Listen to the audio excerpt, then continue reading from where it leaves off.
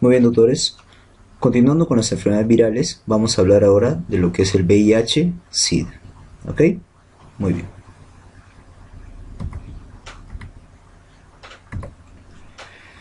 Para lo que es el VIH-Sida, doctores, tenemos que recordar el virus. Este es un retrovirus de la familia lentivirus. ¿Ok? Debemos saber que hay dos tipos de virus VIH, el virus tipo 1 y virus tipo 2. El más frecuente y distribuido a nivel mundial es el grupo M del tipo VIH tipo 1. El tipo 2 también está presente, pero en ciertos grupos étnicos. Acá presentamos a este virus. Miren, este virus va a tener un montón de glicoproteínas, de enzimas proteasas, integrasas, helicasas y un importante que es la transcriptasa reversa o inversa también conocido. Tiene proteína de membrana o de cápside que es el P2, P1, P7, P6 por ejemplo, el P24, el P17, P18 que están en nivel de nucleocápside, a nivel de la membrana. Muy bien, a nivel de envoltura también vamos a ver el glicoproteínas, que es el GP41 y GP120. Alta importancia, por favor, para lo que es el anclaje, la unión con su órgano, con su célula diana, que es el linfocito CD4. Ese, a nivel de ese receptor CD4, es que se va a unir este GP120 y este GP41 como un correceptor. En VIH debemos recordar que hay varios genes dentro de su material genético. Tenemos el gen EMP, ¿no?, de envoltura, que va a estar expresando a la glicoproteína 41, a la glicoproteína 120, al gen GAG, que va a expresar a proteínas de la cápside, que es el P18, al P24 y al P15. Tenemos también el gen POL, el cual va a estar traduciendo, expresando a todas esas enzimas importantísimas en lo que es el VIH, que es la transcriptasa inversa, pero muy importante, endonucleasas, proteasas, helicasas, integrasas, por ejemplo. ¿Okay? Veamos, doctores, cómo es que este microorganismo, este virus, va a afectar, va a poder infestar o infectar a los linfocitos TCD4. Entonces tenemos acá un linfocito, que es un linfocito TCD4 positivo, acá está su CD4, al cual se va a acoplar este VIH mediante esa glicoproteína GP120 y con su cofactor, el GP41 o correceptor. ¿Ok? Muy bien. Al estar en contacto con este GP120 ayudado por el GP41 al CD4, ¿ok?, entonces va a ocurrir una transformación, haciendo que se fusionen las dos membranas. ¿Para qué? Con el objetivo de que pase el material interno de este virus, que es la cápside o nucleocápside. ¿Ok? Si evidenciamos aquí, veremos que su material genético tiene un color celeste, ¿no es así? Un color celeste. Este color celeste, doctores, va a variar a un color naranja. ¿Qué significa esto? Que que tenía ARN pasará a ser ahora un ADN. ¿Gracias a quién? A una enzima, que es la transcriptasa inversa, o también conocido como transcriptasa reversa. ¿Con qué objetivo pasa de un ARN a un ADN? Para que este ADN viral del VIH, ¿ok?, puede ingresar al interior del núcleo de la célula hospedera, en este caso el linfocito TCD4 positivo, y pueda ingresar al material genético de este hospedero. Y el virus es que no se da cuenta de esto. El virus es ciego, no se da cuenta, y como este se ha integrado en su DNA, bueno, la célula seguirá su mismo metabolismo, comenzará a traducir a ese ADN, primero a un ARN, luego un ARN mensajero, y por ende traducir proteínas. La célula lo que piensa es que está traduciendo, que está formando proteínas de su misma especie, de su misma forma, ¿no? Pero no es así, se confunde. Lo que está haciendo es traducir, expresar, ¿ok?, proteínas virales. La misma célula comienza a producir proteínas virales, ¿ok?, la misma célula hospedera, haciendo que se formen las proteínas, las transcriptasas, las integrasas de la misma viral. Entonces veremos acá material genético, material proteináceo, material de glicoproteínas, ¿ok?, virales, que van a estar formándose. Luego estas por mecanismo de gemación, van a salir nuevamente destruyendo a la célula hospedera. Entonces, esa es la vida, la evolución de un paciente con, paciente, o mejor dicho, una célula que ha sido infectada por un virus del VIH. Esta infección por el virus VIH va a tener efectos en el paciente, efectos inmunológicos. Algunos van a disminuir, otros van a aumentar. Básicamente los linfocitos TCD4 van a disminuir. Entonces, por tal motivo, la relación es CD4-CD8 va a disminuir también, va a ser menor a 1. Va a haber una disminución de las interleuquinas 2, interferón alfa y activación de los natural killer. Una disminución de la actividad de los natural killer. Por otro lado, va a haber un aumento de ¿quién? De las globulinas, de la interleuquina 1 y del factor de necrosis tumoral alfa. Son los efectos inmunológicos que vamos a ver, vamos a evidenciar en un paciente que está teniendo la infección por VIH. En esta diapositiva es para identificar cómo es la historia natural de un paciente que tiene infección por VIH y que puede llegar en algún momento a estadio SIDA. Entonces podemos dividirlo en tres estadios, por decirlo así. En un primer momento que es dado por la primera infección, en un segundo momento que es un momento de latencia clínica, un tercer momento que es un momento de infecciones o de enfermedades oportunistas que puede llegar a muerte del paciente. Si esto tratamos de asociarlo con otras expresiones, otras definiciones, bueno, acá están pues los grupos tipo A, VIH, grupo tipo B, de los pacientes con VIH, y el grupo tipo C, que son enfermedades oportunistas.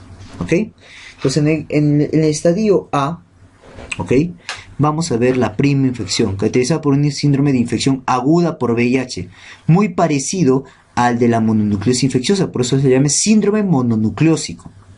Hay en ese momento de prima infección hay una extensa diseminación de los virus.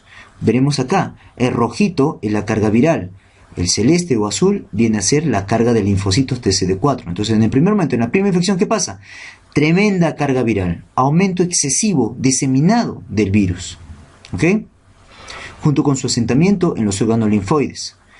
También de la misma manera veremos un decremento, una disminución excesiva de los linfocitos CD4, claro, que luego se recupera. Entonces el estadio A está caracterizado por esto: alta viremia y disminución bajísima de los linfocitos TCD4. Para que luego, después de esta primera infección, se traten más o menos de regularizar. Suben nuevamente los linfocitos TCD4 y esta viremia tiende a bajar.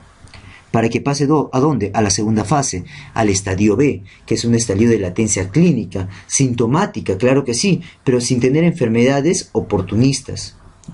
Enfermedades estadio SIDA, por ejemplo. Muy bien. Luego de estos síntomas, después de esta latencia clínica, que es cronicidad, años, pueden pasar años, décadas, hasta que llega un momento en que ya se evidencia el estadio C, que es la enfermedad, que es la presencia de enfermedades oportunistas. Inclusive puede llegar a muerte. Muy bien, entonces esta es la evolución natural de un paciente con VIH-Sida que no recibe targa. Hay conceptos o definiciones o características que debemos acordarnos. Por ejemplo, lo azulito, mira, azulito, azulito. ¿Qué significa esto? El mejor parámetro para conocer el estadio de la infección viene a ser la carga del linfocito o recuento de linfocitos TCD4 positivos. También de la misma manera este recuento de linfocitos TCD4 positivos viene a ser el mejor criterio, para poder indicar el inicio de la terapia antirretroviral de gran actividad, también conocido como terapia targa. Con respecto a la carga viral, tenemos que recordar unos conceptos. Es el mejor marcador de replicación viral, claro, obvio. Y a la vez es el mejor indicador para poder monitorizar la respuesta al tratamiento. Entonces, para poder iniciar tratamiento, linfocitos. Pero para poder ver si el targa está yendo bien, cómo está su eficacia o si ha fracasado el tratamiento, utilizamos la carga viral. Muy bien. Otros datitos, por ejemplo en la parte inferior, vamos a ver, la carga viral es el predictor más importante de progresión de la enfermedad en las primeras etapas de infección por el VIH. y los linfocitos CD4, mientras que el recuento de CD4 es un factor pronóstico importante en la enfermedad tardía avanzada. Entonces, este cuadrito, ¿qué nos quiere decir? Que en la enfermedad inicial, en el momento inicial, lo que más importa para ver el pronóstico, la progresión de la enfermedad, es la carga viral.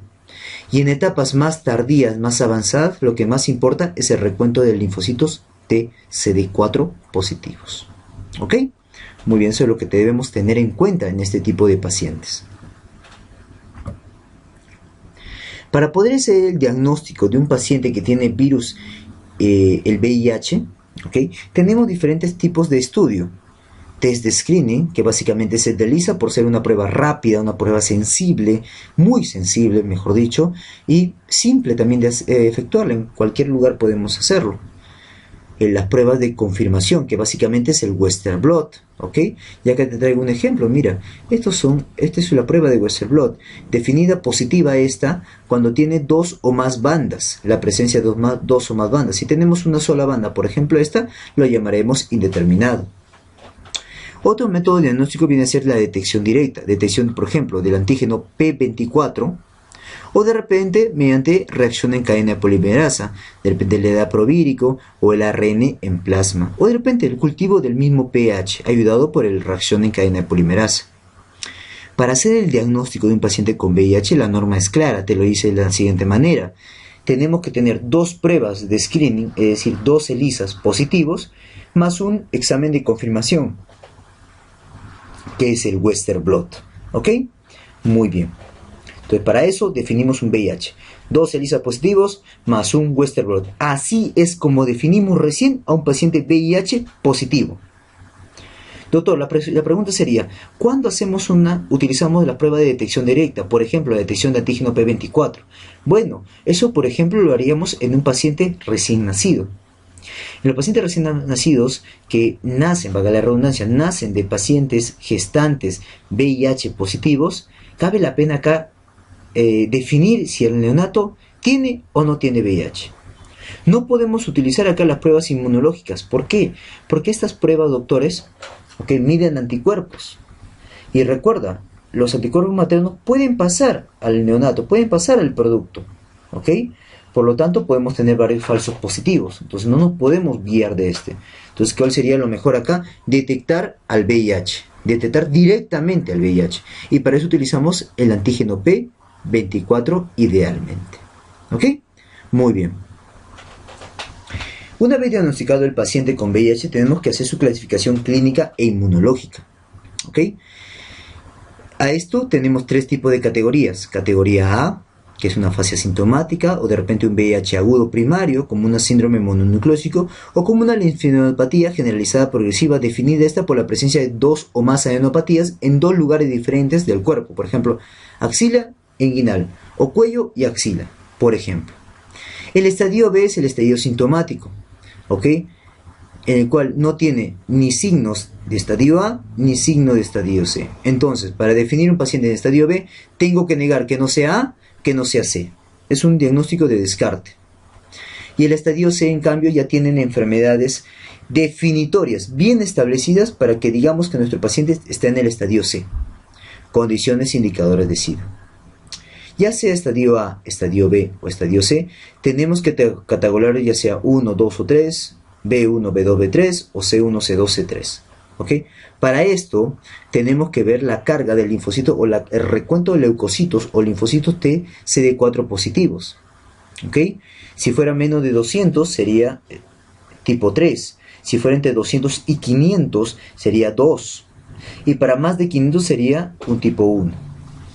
La pregunta aquí es, ¿cuándo definimos un paciente en estadio SIDA? Aquel paciente que tiene estadio C, ya sea C1, C2, C3, o aquel paciente que tiene A3 o B3, es decir, estadio C o cualquier paciente que tuviera un recuento de leucocitos de linfocitos TCD4 menos de 200. De esa manera nosotros catalogamos a un paciente en estadio SIDA. ¿Ok? En este cuadro podemos evidenciar las enfermedades que están como ejemplos de la categoría B. Tenemos la candidiasis orofaringia, solo orofaringia, candidiasis vulvovaginal persistente, displasia cervical o carcinoma in situ, Solo in situ, porque si fuera invasor ya sería un estadio C. Angiomatosis basilar, leucoplasia vellosa causada por el virus Epstein-Barr, por ejemplo, una púrpura trombocitopénica de característica autoinmunitaria. Neuropatías periféricas, herpes zóster recidivante, polidermatómico de repente, enfermedades inflamatorias pélvicas de repente, fiebre o diarrea persistente más de un mes también, o listeriosis, ¿ok? Listeriosis. Son unos ejemplos de enfermedades estadio B, por ejemplo. En esta diapositiva podemos ver la lista ya de los casos definitorios de SIDA. ¿Ok? Tenemos a la candidiasis no orofaringea, sino más inferior, más interna, esofágica, traqueal, bronquial o pulmonar. Carcinoma cervical, pero de tipo invasor. Coccidiomicosis extrapulmonar, criptococosis extrapulmonar, criptosporidiosis, caracterizada por una diarrea más de un mes, citomegalovirus, herpes simple, con lesiones mucocutáneas que duran más de un mes, con bronquitis, neumonitis o esofagitis, histoplasmosis, pero de tipo extrapulmonar, ¿ok? Cuadros de demencia, disfuncionales, neuropatías, isosporiasis, sarcoma de Kaposi, muy relacionado al virus de la varicela el virus del herpes humano tipo 8, linfomas en cerebro, ¿ok? Linfoma no Hodgkin, ¿ok?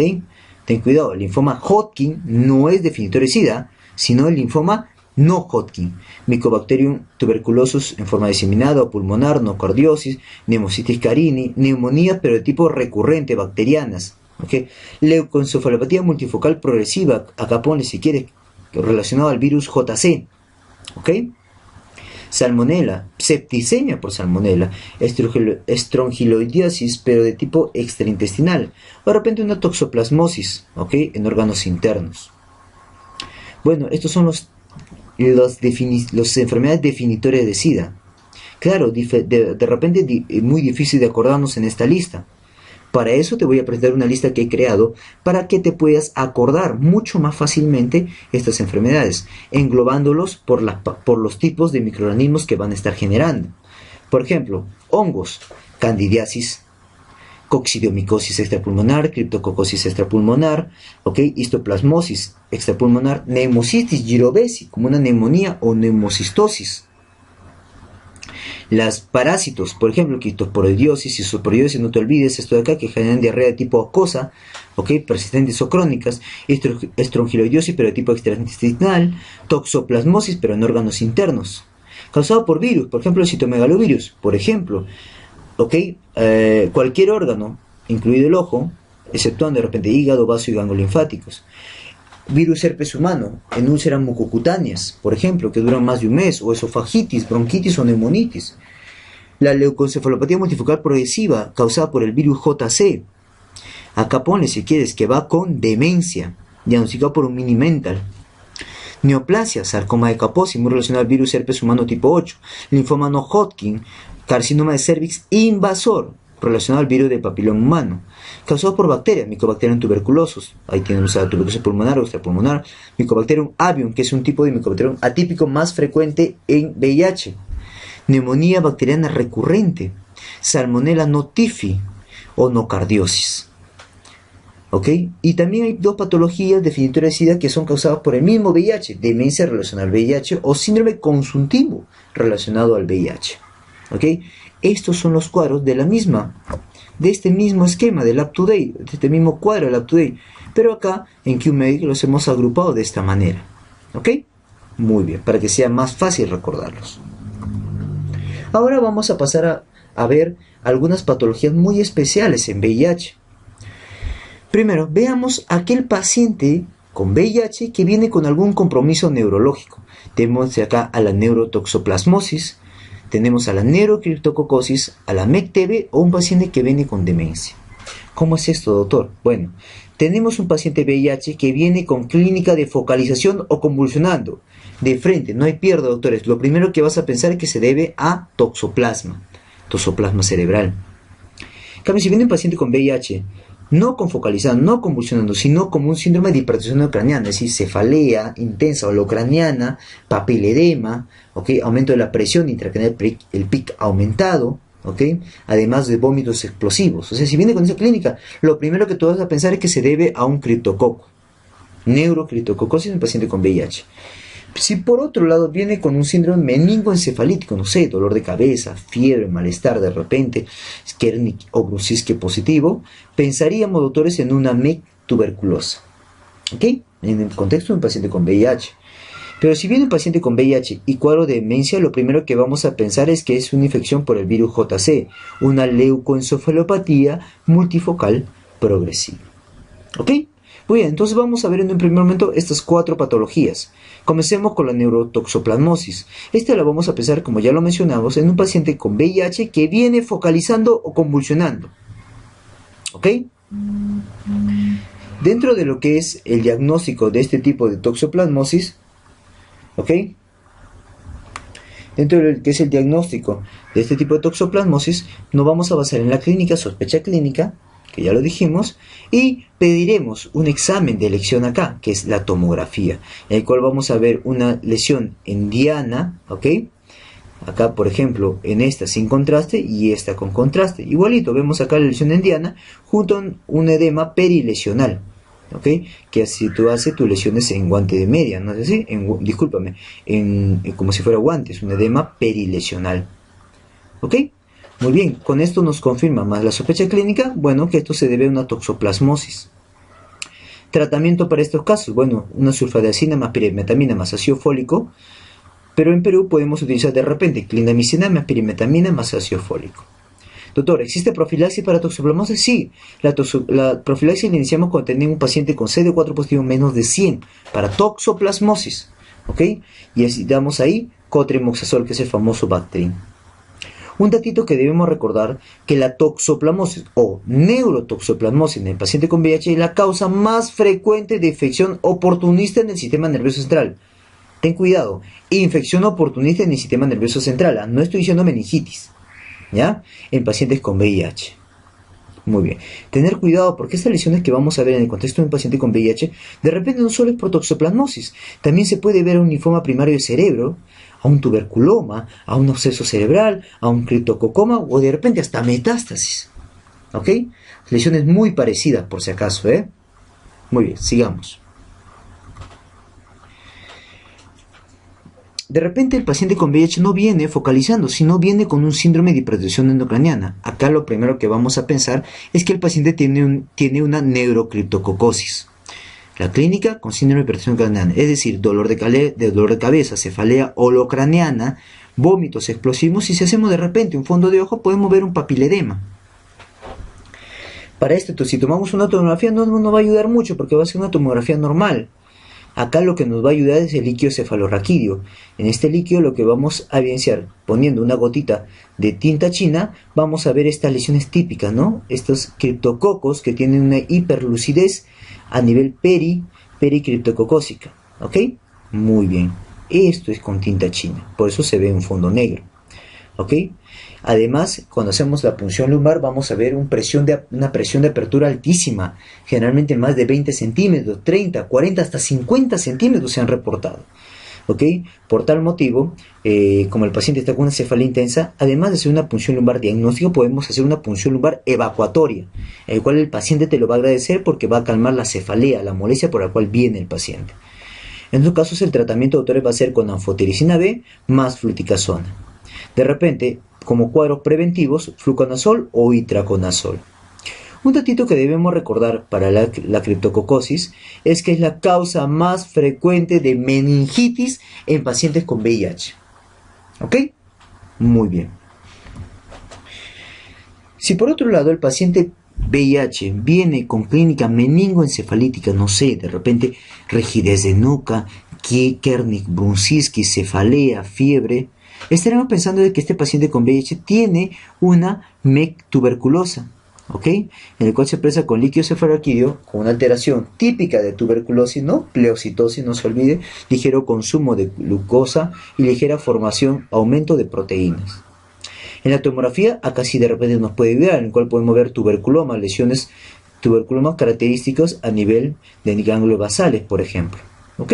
O de repente esto no puede salir una tomografía normal, pero bueno, con la sospecha clínica ya estaríamos pensando en tuberculosis. Si nos sale el diagnóstico de níquel bueno, iniciar el tratamiento según la norma técnica 2013, que va a ser 2 meses con isoniazida, rifampicina, etambutol y piricinamida, más 10 meses de isoniazida y rifampicina todos los días. Y esta MECTEBE, así como la meningitis neumocócica en pacientes pediátricos, estamos obligados de darle corticoterapia al paciente para evitar el edema perilesional, para evitar el edema durante el tratamiento. ¿Ok? Muy bien. Otro cuadro de demencia que debemos recordar es causado por la infección por el virus JC, el cual el paciente va a venir, claro, con demencia, y esto es una leucoencefalopatía multifocal progresiva. ¿Ok? Recuerda que esta infección, esta demencia causada por este virus JC, ya es una enfermedad definitoria de SIDA, o sea, categoría C. ¿Ok? Lo cual vamos a ver áreas subcorticales en la histopatología con un cuadro de encefalitis, alteraciones cognitivas, ahí está la demencia, que lo vamos a evidenciar, diagnosticar con el Mini-Mental. Si hacemos un líquido cefalorraquídeo puede salir normal o con datos inespecíficos. Mejor aún, podríamos pedir una reacción en cadena de polimerasa para poder buscar esos virus JC que probablemente estén causando esta demencia o esta leucoencefalopatía multifocal progresiva en el paciente. ¿Ok? ¿Cuál sería el manejo en estos casos? Bueno, básicamente continuar o mejorar el targa del paciente, ¿ok? Y eso nos lleva a una mejoría clínica de ellos, ¿ok? Muy bien, también otras causas de infecciones por VIH, que es la meningitis aséptica, mielopatías, neuropatías periféricas, trastornos sensoriales, por ejemplo, o miopatías. También vamos a ver ahora las neoplasias y las infecciones oportunistas. Dentro de las infecciones oportunistas vamos a ver aquellas que comprometen a nivel ocular. La que tenemos que recordar es la rinitis por el citomegalovirus. ¿Okay? Rinitis por citomegalovirus. Esta es la primera causa de ceguera en VIH y la causa más frecuente también de retinitis en VIH. Pero ten cuidado, la citomegalovirus no solo hace afectación ocular, también puede hacer afectación a nivel esófago, como una esofagitis, que viene con inofagia, dolor retroesternal, o de repente a nivel intestinal, a nivel del colon, como una colitis, que viene el paciente con diarrea, anorexia, baja de peso. Evidenciado esto en la colonoscopia como múltiples lesiones ulcerosas en nivel de mucosa colónica. Hablemos de este compromiso ocular de este citomegalovirus. El paciente va a venir con una visión borrosa escotoma que se va presentando primero subaguda, progresiva y luego bilateral asimétrica. Para hacer el diagnóstico tranquilamente con un fondo de ojo vamos a ver estas lesiones típicas, ¿no? Exudados algodonosos con exudados hemorrágicos, zonas de atrofia a nivel de retina, ¿ok? Muy bien. Que inclusive puede llegar al desprendimiento de retina, lo cual condiciona una ceguera del paciente. El tratamiento de elección para los casos de citomegalovirus viene a ser de elección, doctores, no hay pierde. Si te preguntan algún tipo de infección o enfermedad por citomegalovirus, no hay pierde, doctores, incluyendo la retinitis. Ganciclovir, ¿ok?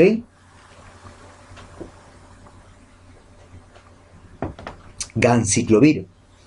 Pero tener cuidado, un RAM frecuente de ganciclovir es la afectación a nivel de médula ósea, llevándonos a una mielodepresión que se expresa a nivel periférico como una neutropenia. Si tenemos este caso, tendremos que pasar al medicamento de segunda línea, ¿ok? Que es el Foscarnet, ¿ok? Muy bien. Compromiso esofágico. Vamos a ver que el paciente con VIH puede tener esofagitis. ¿Okay? Esta esofagitis en el paciente con VIH lo más frecuente es que se deba por Candida albicans. Es lo más frecuente, pero también puede haber, como hemos visto, por citomegalovirus, por el virus herpes simple tipo 1 o de formas idiopáticas. Es decir, la forma elegante de no saber, ¿no es así? ¿Por qué lo causó? En la clínica, doctores, obviamente el paciente va a venir con disfagia, dolor retroesternal. ¿Ok? Y para hacer su diagnóstico, el método diagnóstico de elección viene a ser una endoscopía alta. ¿Ok? En la cual vamos a ver estas lesiones grumosas como si fuera leche cortada cubriendo toda la superficie del esófago, ¿ok? Que básicamente es cándida, ¿no es así? Muy bien. De repente, para lo que es esofagitis por citomegalovirus o virus herpes simple tipo 1, no vamos a ver estas lesiones. Para esto ameritaría hacerle biopsias. El tratamiento va a depender de quién causó esta esofagitis. Si es por cándida, fluconazol. Si es por citomegalovirus, no hay pierde. ¿Qué le vamos a dar? Ganciclovir. Si hace neutropenia, Foscarnet. Para el virus herpes simple tipo 1 vamos a dar aciclovir endovenoso. Para las formas idiopáticas vamos a dar corticoides y talidomida, que son inmunosupresores, ¿no es así? Que más o menos nos estarán guiando en el tratamiento de las formas idiopáticas. ¿Ok? Muy bien. Continuemos.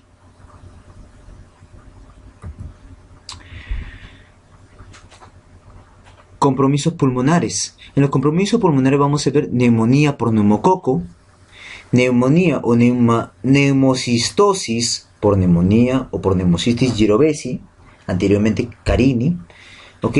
O tuberculosis pulmonar. ¿Cómo van a venir los pacientes? Si el paciente viene de forma presentación aguda, esta es una neumonía por neumococo. Si el paciente viene con un cuadro subagudo crónico caracterizado por tos en un primer momento, tos seca, que luego pasa a una disnea progresiva crónica, pensaremos en una neumonía por neumocitis girovesi. Pero si el paciente viene también subagudo crónico, pero con astenia, baja de peso de repente y antecedente o contacto de tuberculosis, pensaremos en una tuberculosis.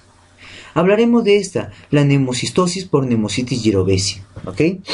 Esta va a tener una clínica muy especial, ¿ok? La forma de infección es por la transmisión con el aire contaminado, ¿ok? Y la clínica es muy especial, es un curso subagudo crónico caracterizado por primero, doctores, por fiebre, seguido por una tos seca, ¿ok? Que se perpetúa, luego viene la disnea y por último la cianosis y taquimia, o sea, una clínica totalmente evidente, ¿ya? Pero si auscultamos al paciente, probablemente, y la gran mayoría de pacientes no tienen nada a la auscultación, ¿ok? No vamos a escuchar nada de la auscultación, y acá viene esa relación, esa falta de relación clínico por la ausencia de la auscultación, radiológica, porque en el radiografía tórax vamos a ver unas lesiones periliares, ¿ok? O pariliares, bilaterales en alas de mariposa, ¿ok? Tremendas lesiones pulmonares que se ven en la radiografía que no van de la mano con la auscultación. Disociación clínico-radiológica. Clínico-radiológica, ¿ok? Un examen que de repente nos podría ayudar y para fines de examen te lo van a poner en el caso clínico, paciente que VIH, que viene con clínica respiratoria subaguda, crónica, caracterizada por tos, disneas, cianosis, y que te ponen ahí LDH elevadísimo para ti, de frente. Esto es una neumocistosis causada por neumocitis girovesi. Si queremos hablar algo de anatomopatología, podemos ver que podemos hacer una tinción a las muestras de esputo, a las muestras de esputo inducido o no inducido, y a las pruebas de lavado bronquialveolar. Una mejor prueba sería el lavado bronquialveolar, 90-95% de la probabilidad de encontrar un neumocitis girovesi con la tinción de metanamina argéntica. ¿Okay? Tener cuidado porque estas no se pueden cultivar. Si tenemos una neumocitosis causada por neumocitis girovesi, el tratamiento viene a ser cotrimoxazol, ya sea vía oral o ya sea endovenoso. Y siempre, por favor, asociándole prednisona si es que tuviera una PaO2 menor de 70 o un gradiente alveolo arterial altísimo. Dentro de la profilaxis de la neumocitosis también tenemos al cotrimoxazol. Y esta profilaxis vamos a iniciarla cuando tiene un CD4 positivo menos de 200 en conteo. ¿Ok? Muy bien. Dentro de las neoplasias asociadas al VIH-Sida tenemos que recordar al sarcoma de Kaposi, al linfoma de Hodgkin, al linfoma Hodgkin y al linfoma, o mejor dicho, displasia intraepitelial cervix y ano. Al sarcoma de Kaposi, no te olvides, muy relacionado al virus herpes humano tipo 8 y es la neoplasia más frecuente en un paciente con VIH. Su clínica viene a ser lesiones multicéntricas, pápulas, máculas, placas como nódulos elevados a nivel típicamente en los miembros inferiores, o sea, de la mitad del cuerpo hacia abajo. Para hacer el diagnóstico de este tipo de sarcoma de Kaposi, bueno, hacemos una biopsia, es el examen de lesión. Pero ten cuidado, no solamente hace lesiones a nivel de miembros inferiores, a nivel de piel, sino también en lesiones internas, por ejemplo, mucosa oral, tracto gastrointestinal con hemorragia, citeritis obstructiva, pulmón, infiltrados intersticial bilateral con disnea. O sea, también puede afectar parte interna del cuerpo. El tratamiento, lamentablemente, de sarcoma de Kaposi no tiene tratamiento definitivo, ¿ok? Por si acaso. Otra neoplasia es el linfoma no Hodgkin. Es la segunda neoplasia más frecuente y que nos define también. Es un criterio de SIDA. ¿Ok? Muy bien. muchas veces está relacionado a los linfomas tipo B, o sea, de los linfocitos B. Hay otros linfomas que también podemos ver, ¿no? Linfoma inmunoblástico relacionado al virus herpes humano tipo 8, linfoma de Burkitt relacionado al virus al virus Epstein-Barr, linfoma primario del sistema nervioso central, que también relacionado al virus Epstein-Barr. Otro linfoma es el linfoma de Hodgkin, que también puede presentarse en un paciente con VIH, pero ten cuidado, el linfoma de Hodgkin no es criterio de SIDA. Por otro lado, el linfoma de Hodgkin sí es un criterio de SIDA. ¿Ok? También vamos a ver displasias intraepiteliales, ya sea en cervix o ya sea en ano, muy relacionado con qué virus, el virus del papiloma humano. Y esto, cuando se vuelve carcinoma invasor, es una enfermedad definitoria de SIDA. Dentro de las enfermedades o infecciones oportunistas podemos ver Mycobacterium atípicos. El más frecuente Mycobacterium atípico que va a afectar a nivel de tubo digestivo, ganglios abdominales, hígado, vaso, médula ósea, ¿ok? Que lo diagnosticamos con una biopsia, viene a ser el Mycobacterium avium. El virus Epstein-Barr también se relaciona con una infección oportunista, dando predisposición a un linfoma no Hodgkin o una leucoplasia oral vellosa. Hay patógenos entéricos que también tenemos que pensar como infecciones oportunistas, y eso lo vimos, ¿no es así? Cuando hablamos de protozoarios. Cryptosporidium e isospora, que son causas de diarrea acuosa, persistente y o crónica, generalmente duran más de un mes. Pero también tenemos otros patógenos entéricos como Salmonella, Campylobacter, Shigella, Entamoeba histolítica y Giardia lamblia, con sus clínicas típicas características.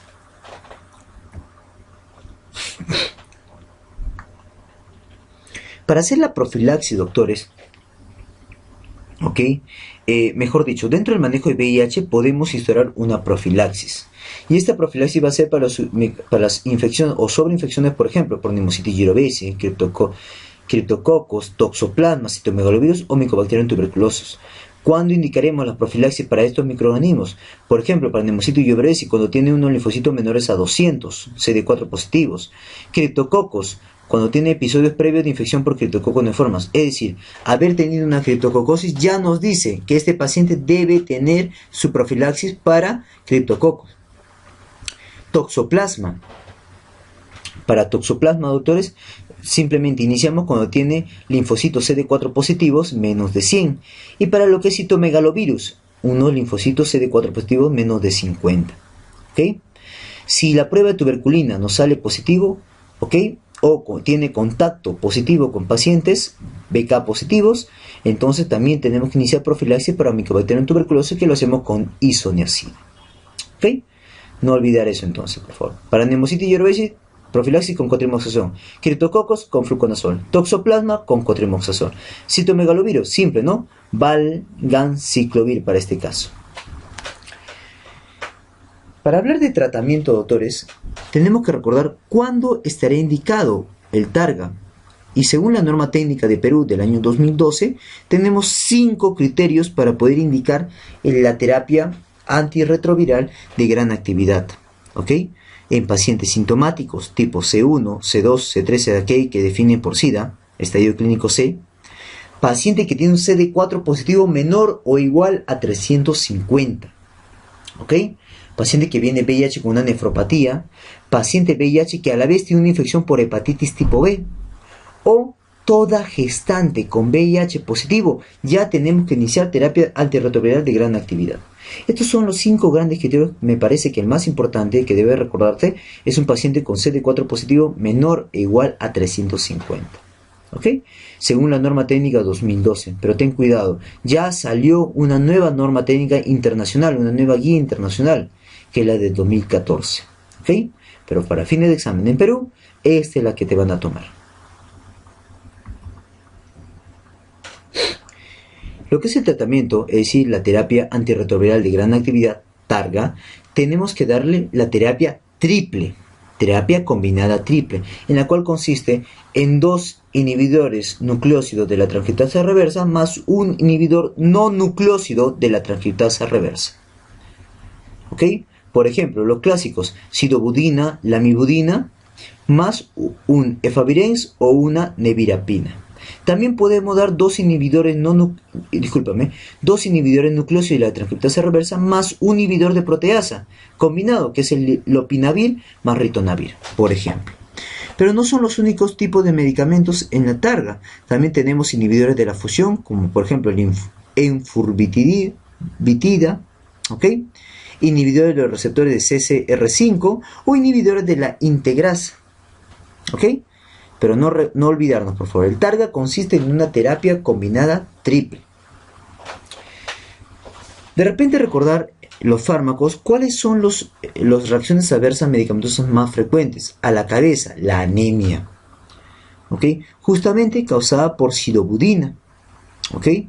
La lamivudina generalmente es bien tolerado y no tiene muchos RAMs. El efavirenz, por ejemplo, tiene mareos, sueños vívidos o teratogenicidad.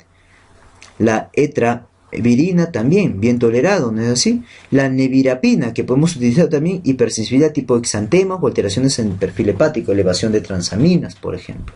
Son los RAMs que debemos acordarnos, ¿ok? Para lo que es sidobudina, por favor, anemia, y es el RAMs más frecuente en toda terapia de targa. Muy bien. Otro tema que debemos acordar en la patología de VIH, SIDA, es la profilaxis posinfección. Nosotros, mayor aún, que estamos en contacto con secreciones, en contacto a ser propenso de pincharnos con algún inyectable, ¿no? Con una aguja utilizada o con un bisturí. ¿Ok? Entonces, dentro de esta exposición, ¿cuáles son los factores de riesgo para que la exposición se vuelva evidente clínicamente o evidente con una infección verdadera por VIH? Los factores de riesgo serían una gran carga viral del paciente, gran volumen de sangre en nuestra inoculación o la gran profundidad de la lesión de la herida. ¿Ok? Muy bien. Ahora, la pregunta sería, ¿en qué momento debemos iniciar la profilaxis para evitar la infección por VIH? Idealmente tiene que ser ni bien te expusiste a las secreciones, a un pinchado, a un corte con secreciones. Entonces, idealmente antes de la hora, de las 2 horas post-exposición. Pero se dice que se puede dar hasta las 72 horas. ¿Ok? Y el tratamiento debe durar por lo menos, ¿ok? Por 4 semanas. ¿Cuál es el manejo con esta profilaxis? 2 inhibidores nucleósidos de transcriptasa reversa, AZT o 3-TC, más un inhibidor de proteasa o un inhibidor no nucleósido de transcriptasa reversa. ¿Ok? Ahora, no te vas a quedar ahí nomás. Tienes que pedirle exámenes en el paciente. ¿No es así? Vas a pedirle una medición basal de ELISA a los 6 semanas, o sea, al mes y medio, a los 3 meses y a los 6 meses. Basal, 6 semanas, a los 3 meses, o sea, lo sigues al paciente. ¿Ok? Muy bien, esto es lo que debemos dejar en la profilaxis post-infección. ¿Ok? Post-contacto con un VIH.